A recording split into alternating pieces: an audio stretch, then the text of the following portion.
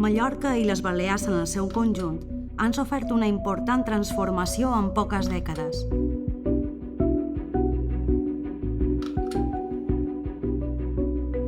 Un procés que s'ha accelerat de forma alarmant al darrer lustre.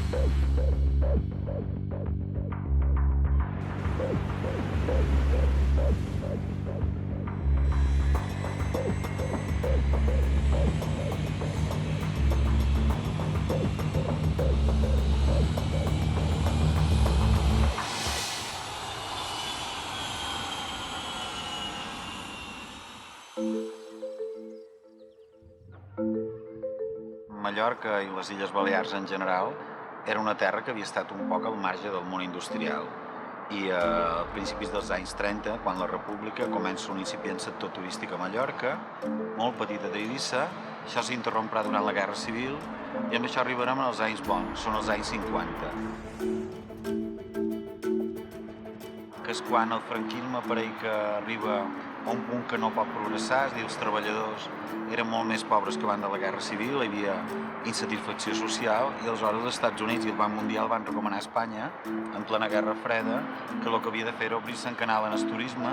Llavors se sacrifiquen una sèrie d'indrets. Un d'aquests indrets serà Mallorca, juntament amb Eivissa, però sobretot Mallorca, serà una de les grans màquines de generar ingressos per part de l'economia espanyola. Per què era tan important el turisme? Perquè era la millor manera de, sense invertir un duro en formació de treballadors, tenint una natura i un temps esplèndid, com és el temps mediterrani, en una zona controlada pel règim com era Mallorca, era molt fàcil obtenir unes divises que no tenia Espanya i que podien permetre sobreviure al franquisme. No? D'aquesta manera, els llocs de producció turística s'han d'entendre com a mines d'extracció, a les quals no se reposa res. Se posarà en marxa un empresarialisme, podríem dir, franquista, en tota regla, i, evidentment, el territori serà la matèria primera a partir de la qual se podran dur tots els projectes urbanístico-turístics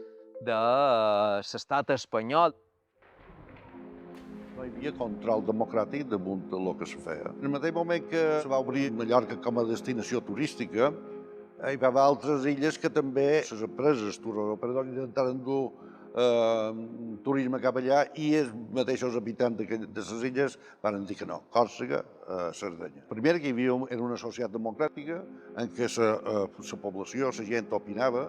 Aleshores, els anys 50 i 60 és una època fabulosa per fer un negoci nou que se diu turisme de masses, on tu tens un client que vendrà massivament perquè a tota l'Europa del Nord han concedit vacances pagades, hi ha milions de clients potencials. I apareixen els grans llinatges de l'aristocràcia, podríem dir, turística d'aquí de les illes. Membres d'aquesta aristocràcia turística seran, per exemple, la família Escarré, seran els Fluixà, seran els Matutes, per exemple, Siran el Barceló, el vincle empresariat turístic d'aleshores amb autoritats feixistes és un vincle que podríem qualificar com a de natural. Aleshores, el franquisme que va aportar en diners de tots, el que va fer va ser construir un macroaeroport a Palma, molt més gran del que necessitava la gent de Mallorca, en diners, un préstec del Banc Mundial, i per tant generar un aeroport que en aquell moment era el més important, diríem, d'Europa, per acollir una quantitat flotant de població enorme a l'estiu. Qui hi havia darrere tot això? I, per exemple, en alguns casos, fins i tot hi havia mateixos ministres franquistes com a accionistes que s'enduen part, és a dir, no hi havia incompatibilitats d'aquest tipus.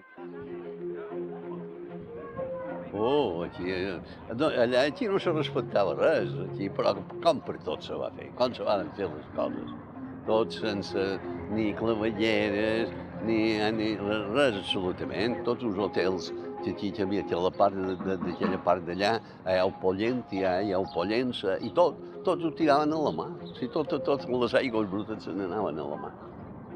Jo he viscut a un hotel, que vaig estar molts anys en el Pollença Park, estava director. Jo era l'amo absolut. Compte corrents, banys en nom meu, tot. O sigui que els propietaris no figuraven en res. Era jo. Tot això també ha canviat perquè al mateix temps jo anava a la península perquè no trobaven gent de Pollença. Hi havíem d'anar per Corcoa, per la part d'Andalusia.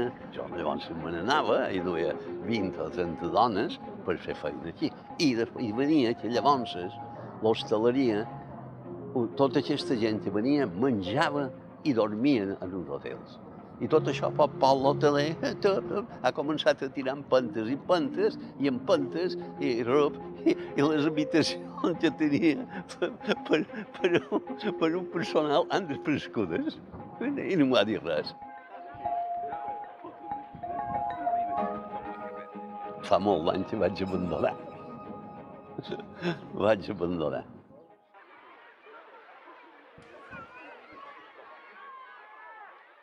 Els primers governs del president Canyelles van molt dirigits a lo que ell diu un moment determinat a una fira a Berlín, Mallorca ha de ser la segona residència d'Europa.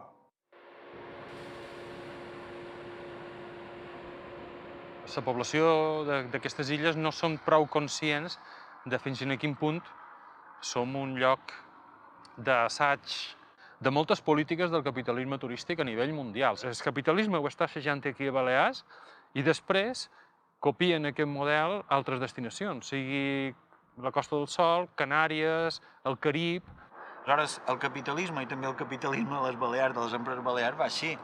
Arriba a un lloc, actua d'una manera minera en aquest cas, d'explotar platges i explotar indrets paisatgísticament molt valuosos, i quan els desnaturalitza el que fa bàsicament és traslladar-se a un lloc que li doni més rendiment a un lloc que estigui encara no tan tocat. En aquests llocs, a Cuba, a República Dominicana, al Marroc, a Turquia, quant de temps hi seran? 20-30 anys fins que també decreixi el negoci. No és que se'n vulguin anar a altres llocs. El que volen és aconseguir reproduir aquelles condicions de negoci fabuloses i absolutament protegides, sense cap risc, ni laboral, ni ecològic, ni democràtic, que tenien sota el franquisme. És a dir, el que han anat clonant són franquismes, franquismes de negoci. L'aplicació l'any 2002 del primer impost turístic conegut com a ecotaxa va generar molta resistència entre determinats sectors. Nosaltres teníem clar la idea de que l'impost ho havia de posar perquè, en certa manera, era un fet d'autogovern. Evidentment, allò va ser una entrada que diguem, dins la tenda que era propietat del lobby empresarial turístic. Llavors, va ser rompre en aquell equilibri entre qui comanda i qui governa. Qualcú va pensar que li havia de fer un polze al govern. Va demanar plantejar a veure qui governava. Era una mostra de debilitat i expressava o explicitava el fet que si començaven a comandar amb això, se podria comandar amb altres coses, no? I aquesta va ser el fons de la qüestió, la virulència moltes vegades va ser per veure qui governava i que més tard s'havia de demostrar que el que governa era el govern.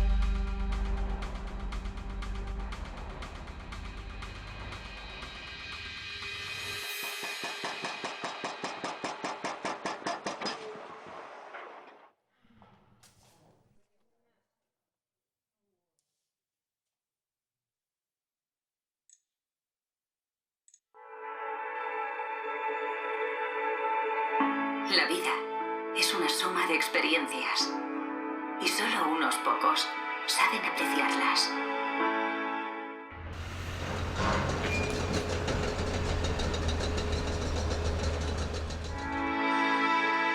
La experiencia de encontrar refugio. La experiencia de observar la belleza de la naturaleza.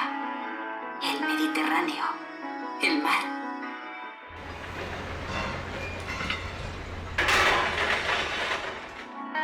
És Andratx. És lujo.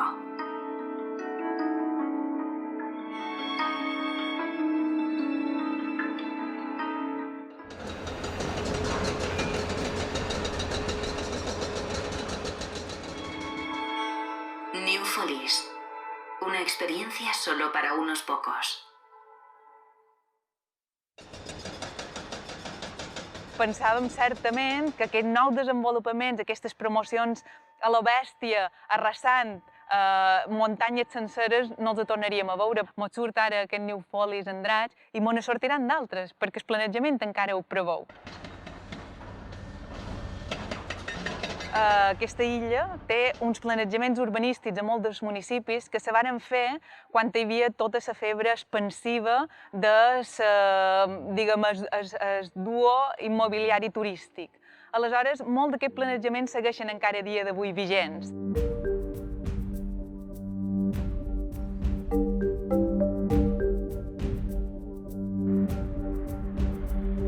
Des dels anys 50 fins a avui, els darrers 60 anys, si mires les dades d'urbanització que hi ha hagut només a l'illa de Mallorca, el fet que s'hagi urbanitzat 1 hectàrea al dia, o sigui que 10.000 metres quadrats diaris durant 60 anys, d'espais que eren agraris, que eren productius, d'espais que eren naturals, de paisatge.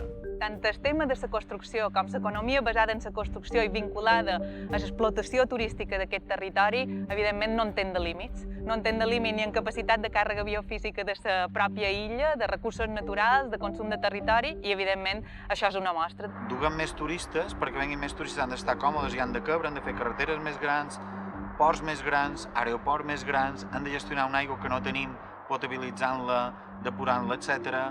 Tot aquest tipus de coses tenen la mateixa lògica expansionista, absolutament neoliberal, de dir, escolta, ens expandim el màxim possible, ocupem el màxim de territori possible, generem el consum màxim possible, perquè llavors el benefici serà molt gran.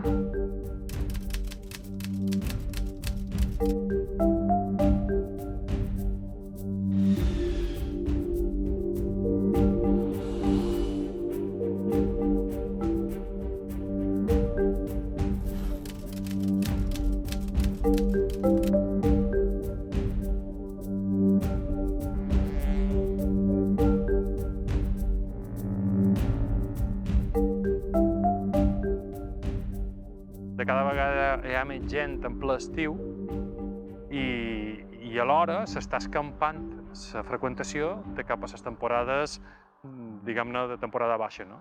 Tardor, hivern. En realitat, aquesta manera de, diguem-ne, de s'estacionalitzar és la manera de continuar creixent, d'incrementar la capacitat d'arribada de la gent a Balears.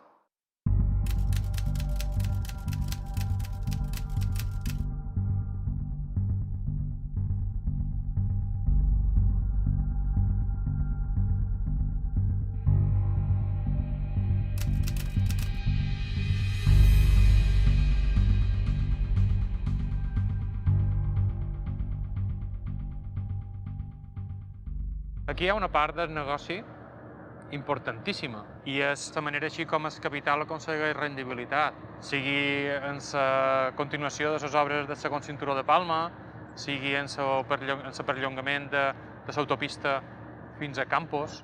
La veritat és que un dels grans encisos d'aquesta legislatura és veure que aquells partits polítics que s'oposaven, tot nosaltres, amb moltíssimes de plataformes i entitats, en els projectes d'autopistes, ara quan ha vingut el moment de la veritat, han xiquet la mà i han votat a favor.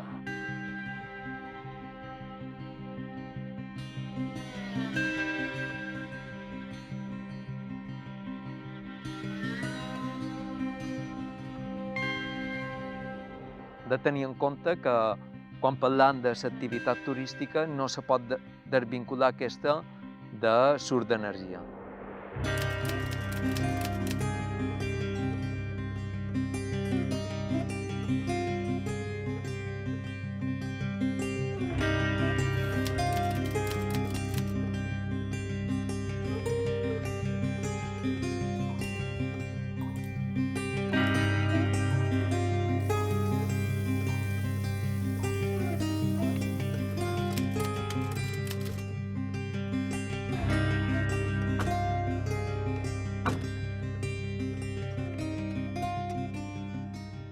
En aquest moment la humanitat està a punt d'enfrontar una crisi energètica de grans dimensions degut al fet que les matèries primeres energètiques no renovables, petroli, carbó, gas natural, urani, estan arribant als seus màxims de producció i a partir d'aquí començarà una davallada progressiva.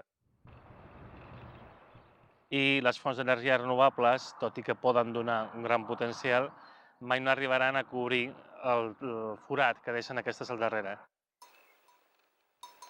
A mesura que es vagi afiançant els efectes de la crisi energètica, cada cop serà més difícil mantenir, simplement perquè tot s'encarirà i la gent viatjarà menys en general i farà menys turisme en general.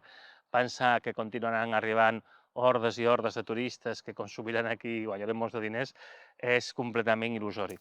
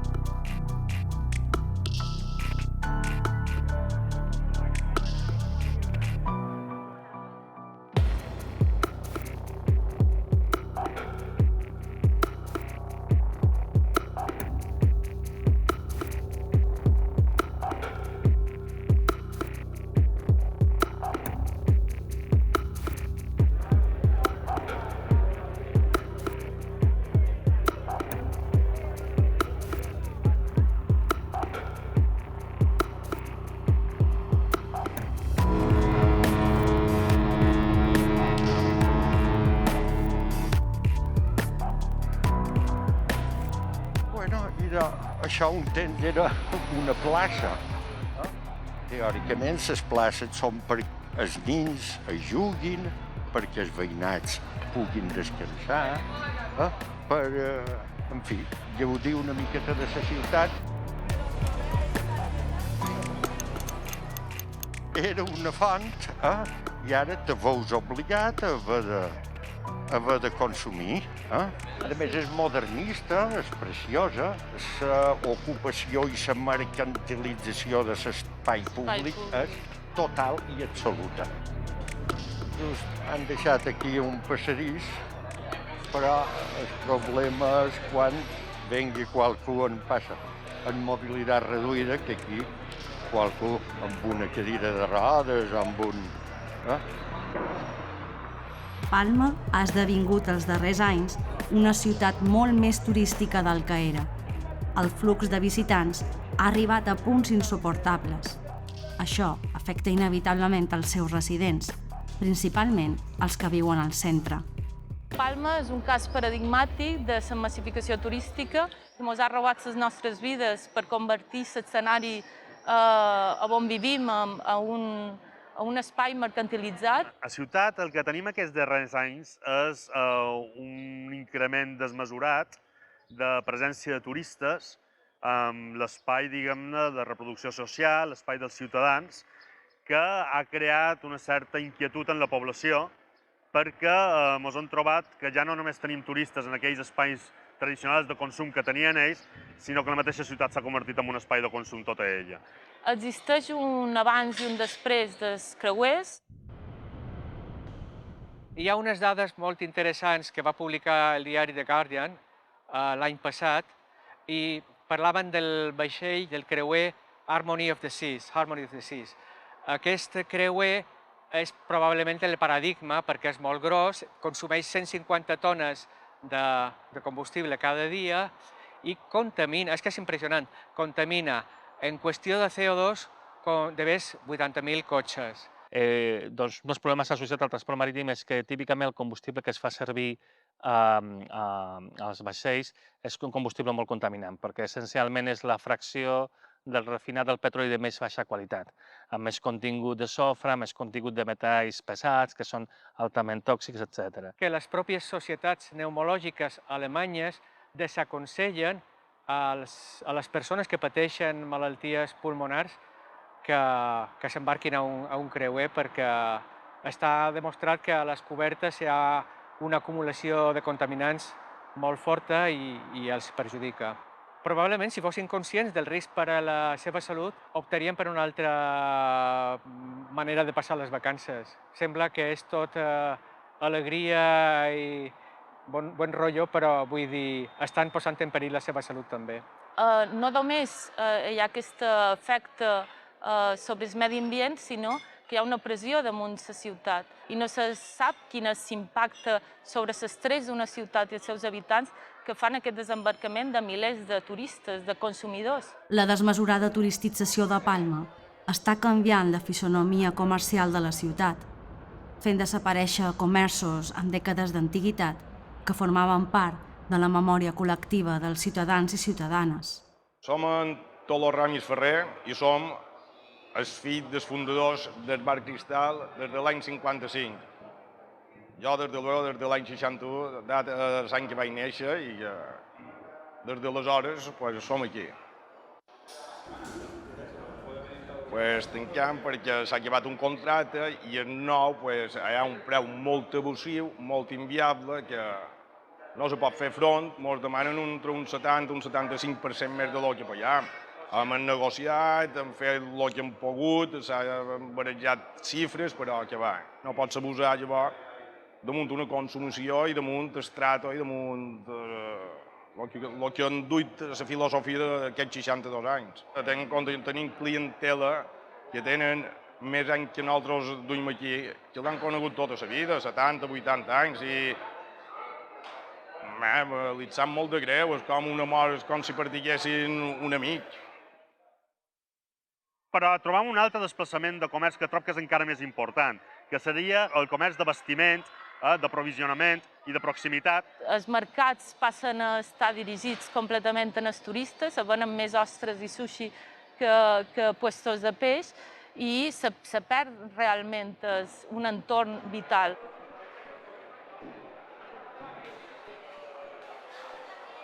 que originalment eren llocs on hi havia, diguem, una garantia pública de trobar uns preus econòmics per a la població, mercats d'abastos, que actualment s'estan convertint en salons de gourmet.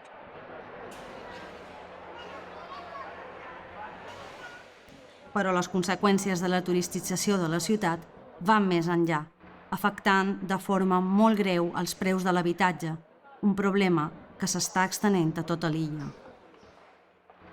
La gentrificació, en principi, una definició d'ABC seria aquella que diu que és la substitució de gent amb pocs recursos econòmics, poc poder adquisitiu, per una població amb més poder adquisitiu.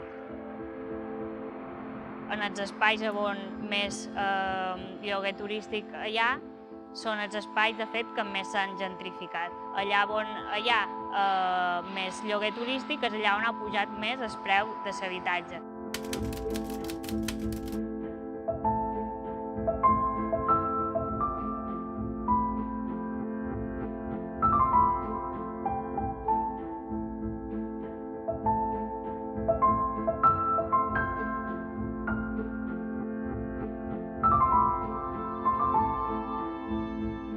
L'habitatge se valora no per viure-hi, sinó per fer negoci o per especular. Els diferents booms turístics que hi ha hagut han anat colonitzant nous espais. I el que tenim ara és que estan colonitzant l'habitatge, l'espai privat al qual, en teoria, no hi ha d'entrar una activitat comercial, sigui la turística o sigui una altra. I aquí entra ara un altre sector potent que exerceix pròpiament de lobby, a defensar els seus interessos concrets, que ve representat per volum de persones propietàries d'un determinat immoble que el volen comercialitzar i mercantilitzar des de la perspectiva turística. Quan van treure les primeres dades per Mallorca, dades del 2016, xerraven de 78.000 places per Mallorca només d'Airbnb, se mos va desqualificar i se mos va criticar que érem uns exagerats, que era impossible que hi hagués totes aquelles places. Al cap de no res havien pujat a 120.000 i simultàniament HomeAway ja estava oferint 160.000 per tota Balears, no només per Mallorca. És a dir, d'una setmana a una altra el creixement era exponencial.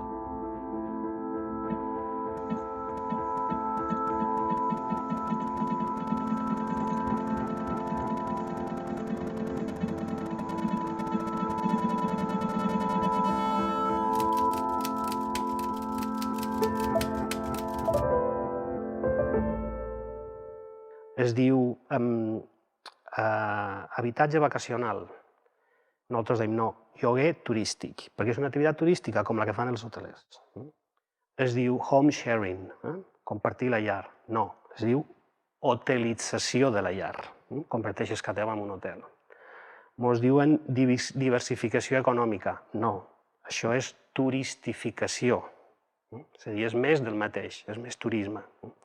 Ens diuen és economia col·laborativa. No, anem a mirar els números, això és economia especulativa. Certament el debat està damunt del lloguer turístic perquè ha estat la nova modalitat i la que en qüestió de 2 temporades ha capgirat la realitat i la configuració de ciutats senceres, no només Palma, sinó Barcelona, Lisboa. Una única immobiliària gestionava a Balears pràcticament 5.000 habitatges. I ho feia a través de la plataforma HomeAway. 5.000 habitatges són unes 30.000 places turístiques. I això duit per una immobiliària estrangera que, a més, s'amagava darrere noms particulars, que eren tal Russell i David. 30.000 places turístiques és més o manco el que gestiona Iberostar a Balears. Llavors, això no és economia col·laborativa. Això és el que diuen els economistes la tragèdia dels comuns. Una activitat que sembla molt racional des del punt de vista individual, no perjudica a ningú i a mi me genera un benefici directe. Quan la fan 2 persones continua sent racional, quan la fan 20.000 és menys racional i quan la fan 40.000 és una tragèdia col·lectiva.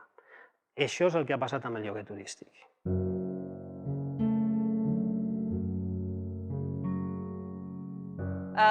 Ells s'han establert a través d'Aptur com un lobby que li ha estat igual defensar si les propietats eren legals o il·legals a l'hora de poder-les comercialitzar turísticament. Ara ells intenten no perdre els privilegis que han tingut operant al marge de la llei des de la legalitat en molts de casos, no vull dir majoritàriament, segurament hi ha gent que ho ha fet bé des del principi.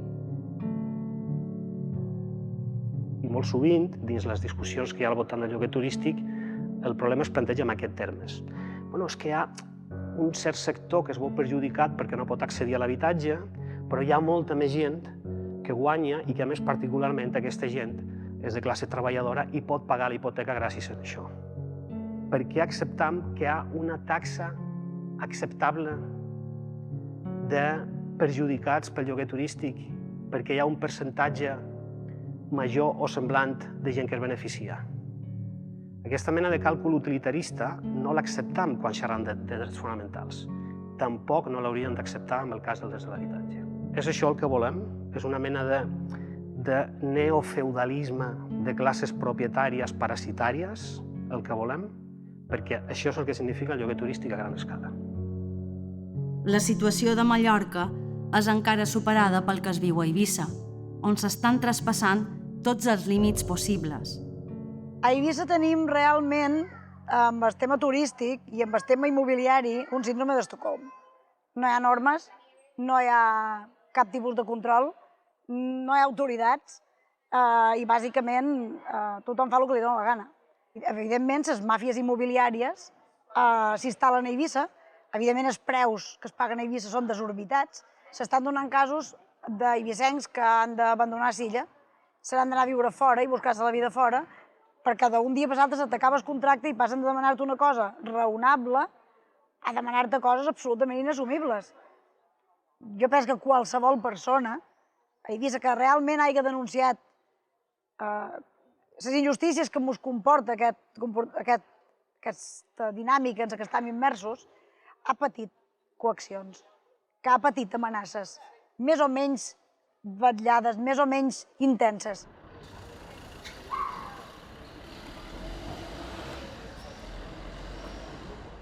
Això era un edifici de vivendes ple de veïnats. A poc a poc els varen anar traient. Clar, els lloguers caduquen en els 3 anys i la manera de treure la gent és doblar senzillament el preu del lloguer. I se varen anar buidant, i tenim un edifici buit, per tant, estil suites, TI, 3 estrelles, 1, 2, 3, 4, 5, 6 famílies que hi vivien en el carrer. Jo diria que els desnonaments no són una conseqüència de la crisi, sinó que són una estratègia d'acumulació. Una estratègia d'acumulació per despossessió. Si tu ets propietari d'un habitatge, diguéssim que sense fer res estàs guanyant dobbers cada vegada que se revaloritza. En canvi, si no ets propietari, de cada vegada, i tampoc sense fer res, t'estàs empobrint. Per tant, tots aquests processos de gentrificació, de turisticització, el que fan és crear una diferència més gran entre les classes propietàries i les classes no propietàries. A Palma, entre 2003 i 2014, hi ha hagut uns 12.000 desnonaments. 8.000 dels quals són desnonaments per impagament de lloguer i uns 3.500 són execucions hipotecàries. Després hi ha molts altres desplaçaments que també podrien considerar desnonaments, que podrien dir que són silenciosos, perquè no hi ha cap procés judicial, però hi ha moltíssima més gent desplaçada que no se pot quantificar, no en sabem res, no? Són encara més invisibles. El gener va fer 51 anys que van llogar aquest pis. El meu home perquè és hermós. Rigorosament he pagat cada any, cada mes, el lloguer. I les reformes que he fet, les millores que he fet en el pis, els he pagat jo, només demanant permís per fer-les i tirar milles. La dueña de la casa ara me va enviar un burofats. Jo no sé si és lloguer turístic o és venda de la vivienda o si és llevar-me a mi per posar un que li pagui més. No ho sé. Tot això no m'ho ha explicat ni m'ho explicarà. Jo som pensionista i viuda. tota la vida jo no he pogut fer un ahorro ni m'he pogut comprar mai una vivienda perquè just tenia per anar visquent. Que jo veig els preus que hi ha per les immobiliàries i jo no puc pagar-los. A mi no m'arriba. És el més que me paga l'Estat després de fer feina tota la vida. La ley de más fuerte. Aquí el que tiene es el que puede. Los altres, como dijo la ministra aquella, no jodamos. Tal qual. Les plataformes de lloguer turístic segueixen funcionant a pesar de les moratòries o de lleis que ho han intentat regular. Tenim 15 inspectors, per exemple, per combatre aquestes il·legalitats. La recent regulació, molta gent li diu prohibició, no deixa de ser una regulació per garantir el dret a l'habitatge, per exemple, de l'Ajuntament de Palma envers els pisos de lloguer turístic. Jo crec que el que podem fer és qualificar això com una iniciativa valenta, una iniciativa que començarà a donar fruits aviat i necessària. De tota manera, aquesta iniciativa se trobarà diversos entrebancs. La primera és que és una regulació que adopta una prohibició que no va cap a tot el lloguer turístic, només cap als plurifamiliars. Què passa amb els unifamiliars? I per una altra banda, només afecta el municipi de Palma. No tenim un Consell Insular de Mallorca ni un govern de les Illes Balears que estigui vetllant per la resta del territori de l'arxipèlag. I aquí arribam al número 8 del carrer d'en Bosch, que és molt curiós. Si te fixes, està tot precintat en paper, que no se vegi exactament el que hi ha darrere, perquè és una bugaderia clandestina.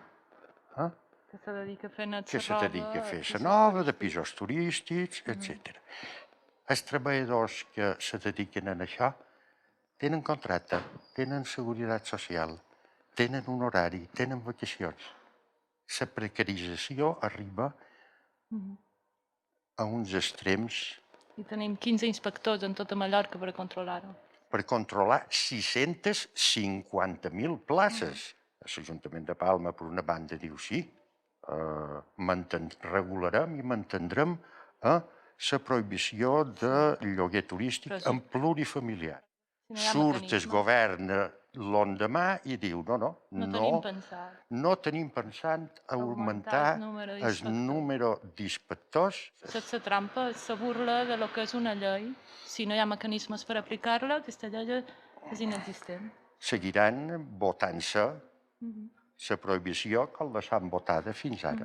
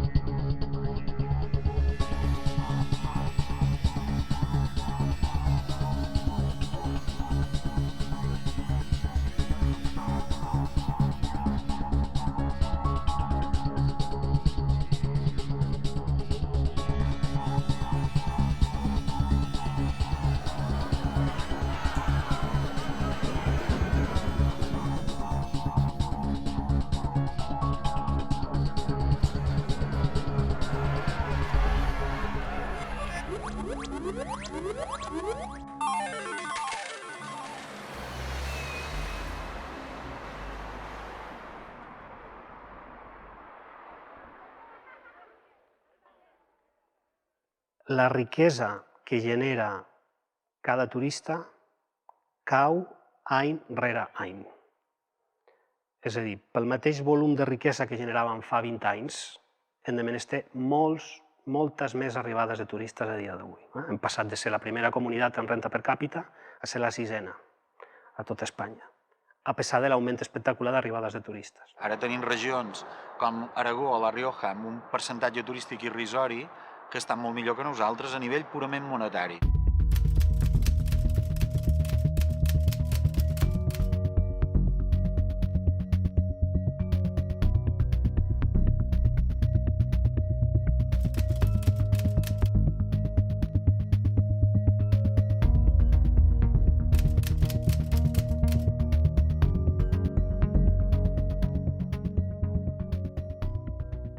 què ha passat?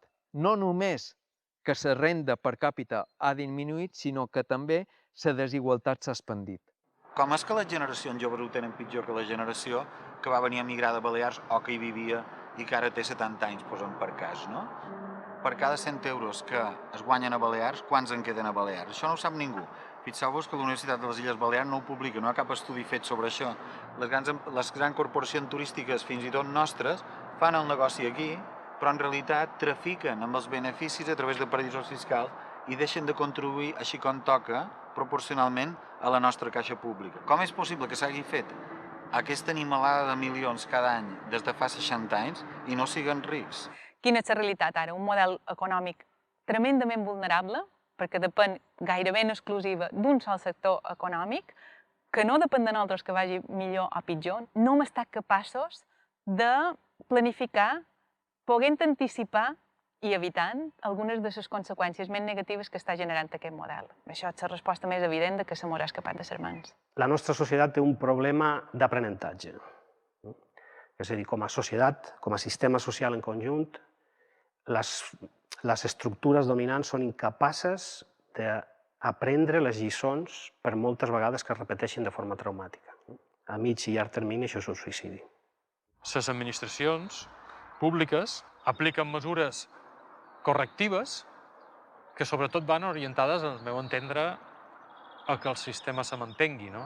Mai han gosat qüestionar directament la lògica turística. Les forces polítiques majoritàries de dreta, centre i esquerra bàsicament són anecdòtiques i s'han convertit en cambreres de lo que han volgut els grans interessos, és a dir, dels grans hotelers. Qui de veritat governa a la Conselleria de Turisme no són els partits que ens representen, sinó que són els lobbies turístics. Això dit d'una exinspectora de la mateixa Conselleria de Turisme, no? A cop de telèfon, directament, diuen s'ha de fer així com dic jo i deixeu-vos estar de fórmules, per molt que les hagueu defensat durant el període de la campanya electoral, no?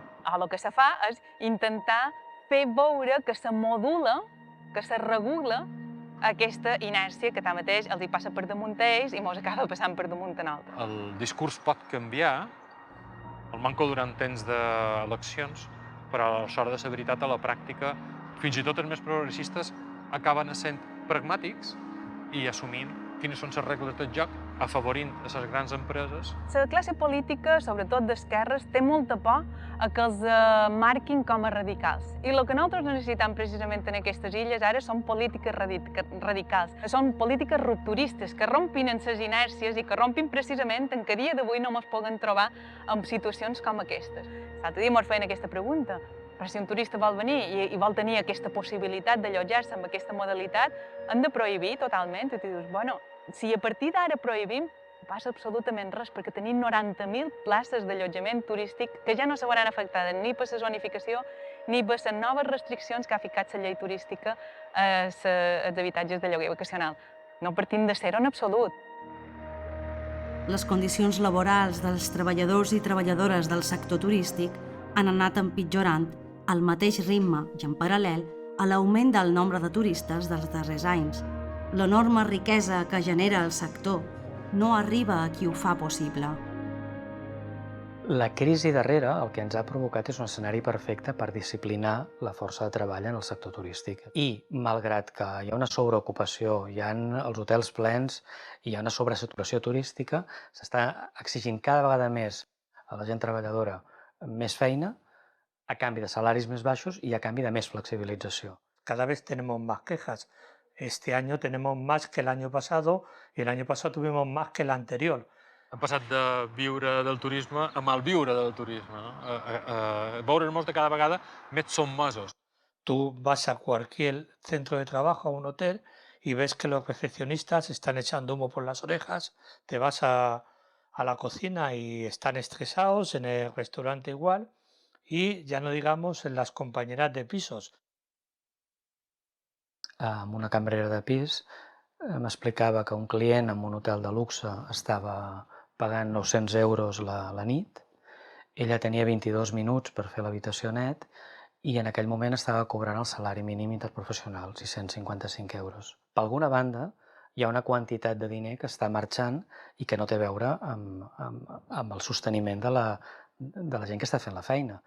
Y lo de los cuartos de fregona es un ejemplo, y son lugares donde no se debe de vivir. Un trabajador no debe de vivir en un office, sino que tiene que vivir en su casa. El hecho de que el trabajador afecte las condiciones distintas al convenio de hostelería y en cuanto a un día libre, y no solo el día libre, sino alguna hora más que disponen los empresarios de ellos, porque viven en el hotel y por lo tanto cuando el empresario lo necesita, pues les llama, pero es una imposición por parte del empresario que se aprovecha de la poca oferta de viviendas para, digamos, explotar a los trabajadores en ese sentido.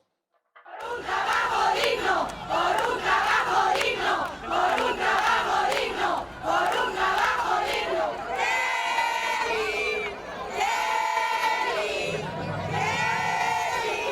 Un dels efectes que està provocant, i per això s'explica la rebel·lió de les cambreres de pis, és aquestes treballadores de 40 i tants anys, 50 anys, que porten la vida treballant en els hotels i que arribada en aquell moment es veuen abocades a una situació que no es podran jubilar, que no podran arribar a 67 anys treballant en aquestes condicions, que això ha provocat una situació d'angoixa, d'absoluta deshumanització de la seva feina.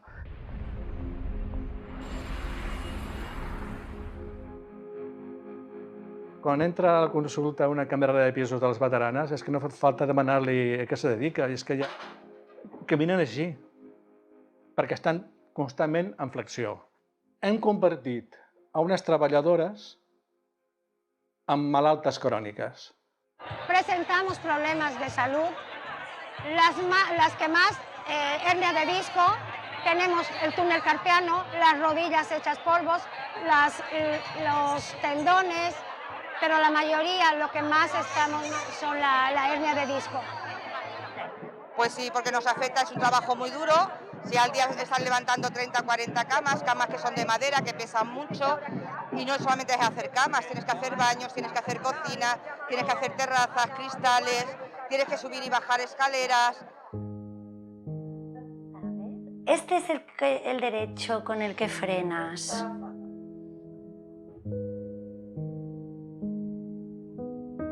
¿Cómo está hoy tu hombro, Rosa? Pues hoy me duele mucho aquí, es donde más me duele, porque como no paramos de moverlo, que si al barrer, que si hacer cristales, que si los azulejos, y siempre estás así, siempre estás con el hombro hacia adelante. Pues sí, Rosa, estas son las lesiones típicas de todas las camareras de piso. Són persones que fan feina amb un continu estrès. Un estrès mantingut, una ansietat mantinguda, doncs acaba amb una depressió. El trabajo de una camarera de pisos consiste en despertarte por la mañana con una pastilla para poder soportar el dolor de todo el día y un corre sin parar, a veces sin poder comer, para terminar a las 5:15 y llegar a casa y seguir teniendo el mismo trabajo, porque no nos olvidemos que tenemos familia. I els metges de capçalera i els traumatòlegs i algun altre especialista, com pot ser un psiquiatre, què fan?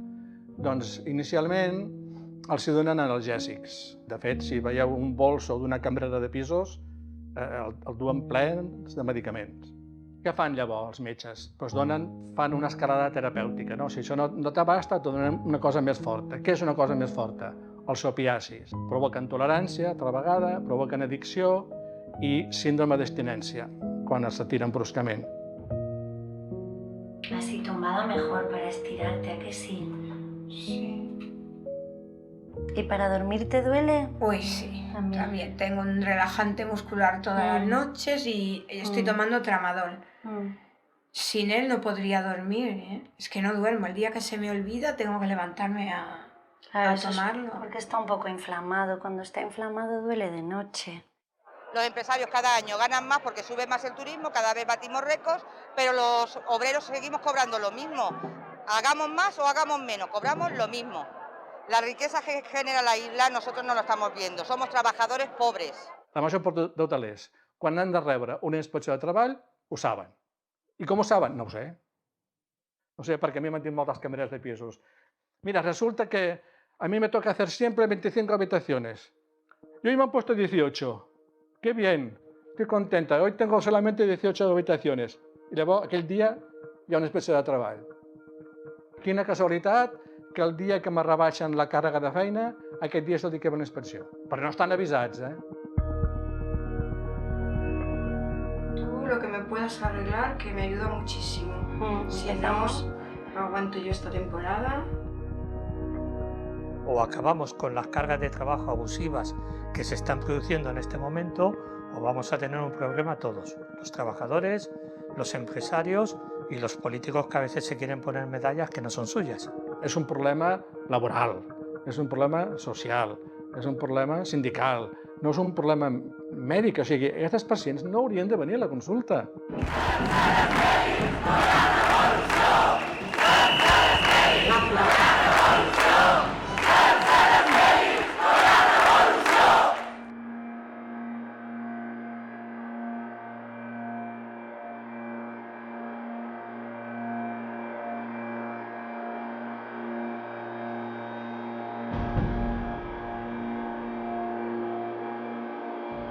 No podemos permitir que estos niñatos descerebrados y malcriados, que son, planteen un ataque permanente hacia el turismo.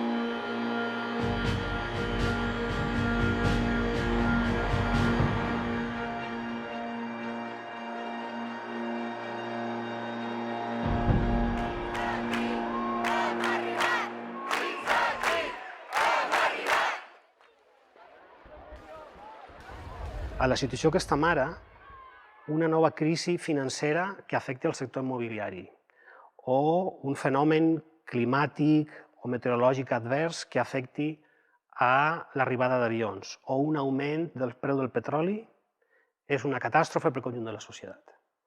Si tot ho has apostat a un sector, estàs condemnat a una vulnerabilitat extrema, que és la situació que tenim aquí.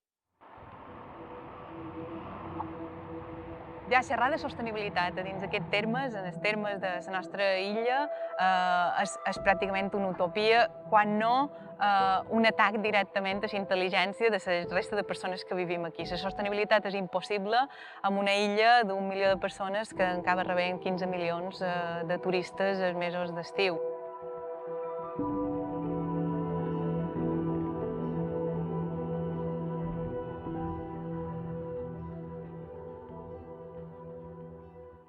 Abans, precisament, les lluites eren molt de topònims concrets que se veien amenaçats i normalment tenien molt fàcil identificar qui estava darrere i quins interessos justificaven aquella barbaritat. Sigui Estrenc, sigui Llucalcari, sigui Mondragó, sigui les grans manifestacions que van propiciar la llei d'espais naturals en el 91. Ara ja estem tolerant això sense que no hagi generat ni una reacció social. I no és que l'estima pel territori hagi minvat, estem més insensibilitzats. El sistema és pervers.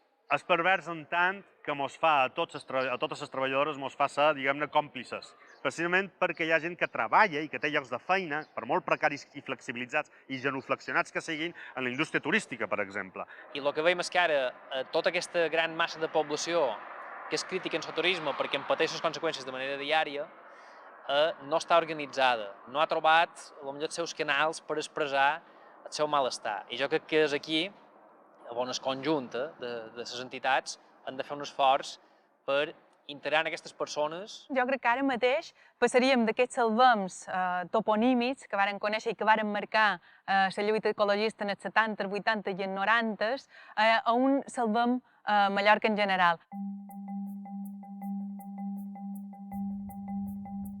Evidentment, el bloc hegemònic de les classes i dels grups dirigents vinculats al voltant dels grans interessos socioeconòmics d'Espanya i particularment del turisme, el que ha de fer immediatament és silenciar aquestes veus crítiques. El submarí terminològic que s'ha creat i s'ha utilitzat per desqualificar aquests sectors és el de la turismofòbia.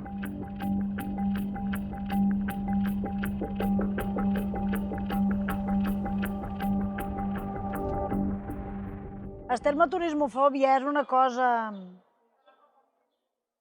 és criminalitzar el sentit comú i el seny. Ningú és turismofòbic.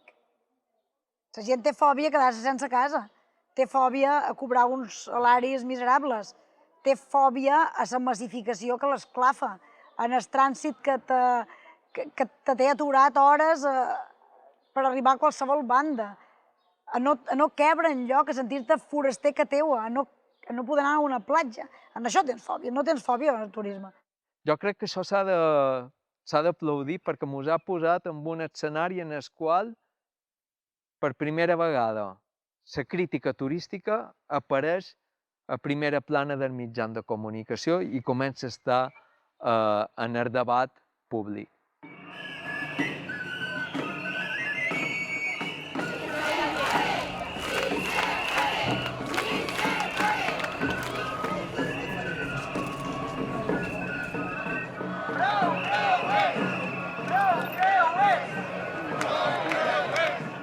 La idea principal és que han de canviar la manera de pensar, han de canviar d'ulleres.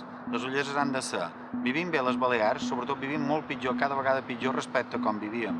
I això té a veure amb aquesta obsessió de creixement turístic i de creixement de ciment que tenim. La tendència no se canviarà en un parell de formes ràpides. Tenim una hemorràgia. Per tant, canviar la tendència és molt més complexa, però hi ha límits en qüestió de capacitat d'allotjament, de capacitat d'oferta turística, de capacitat dels cotxes, dels creuers que se podrien posar i, sobretot, límit de capacitat de creixement territorial. Formentera s'està plantejant una llei per regular precisament l'accés de cotxes vist el desbordament que tenen en mesos d'estiu. És una llei que surt amb el suport de tots els grups polítics i de la societat, perquè han assumit conjuntament el diagnòstic que allò està totalment saturat. Jo penso que s'ha d'aprofitar la bonança actual per fer una transició progressiva. Estem parlant al final de dècades, no és una cosa que s'hagi de fer a tota pressa, no?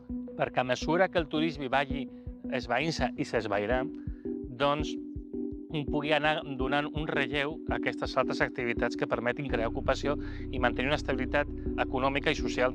Aquesta transició vindrà d'una manera o una altra. El tema és si es planifica i es fa d'una manera racional i relativament justa, o no es planifica i entrem dins una mena de seqüència de bimbolles que van esclatant una darrere l'altra, deixant una societat cada vegada més desfeta, que és on estem ara mateix. Hi ha temps per fer-ho, però s'ha de començar a fer ja. Jo crec que l'important és pensar bé com construïm orgànicament i col·lectivament tota aquesta resistència per pressionar i que aquesta pressió acabi traduint-se en unes polítiques públiques. D'altra manera, no caurà del cel. Si sapiguéssim, els Barceló, els Matutes, els Fluixà, els Escarrer i altres empreses de fora que fan a la nostra llei el que hi guanyen, si ho sapiguéssim i sapiguéssim el poc que deixen a les hisendes del nostre Ajuntament, del nostre Consell, de la nostra comunitat autònoma, jo crec que hauria una revolució a les Balears. D'això es tracta, d'organitzar aquesta resistència.